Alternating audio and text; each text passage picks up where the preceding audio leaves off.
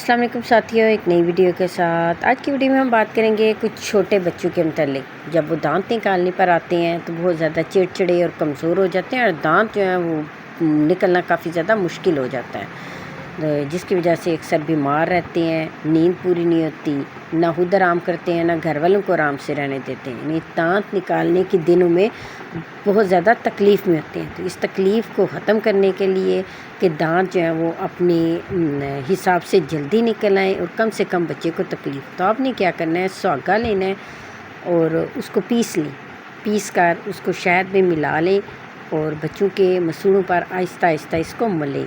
तो ना सिर्फ ऐसा करने से बच्चे जो हैं उनको सुकून महसूस होगा, बल्कि दांत भी आसानी से निकल आएंगे। वैसे भी आपने देखा होगा कि जब बच्चा दांत निकालने पे आता है तो दिल होता है कि कोई सहज चीज़ मिले जिससे वो अपने मसूड़ों को दबाए चबाए, उसको उलझन होती है।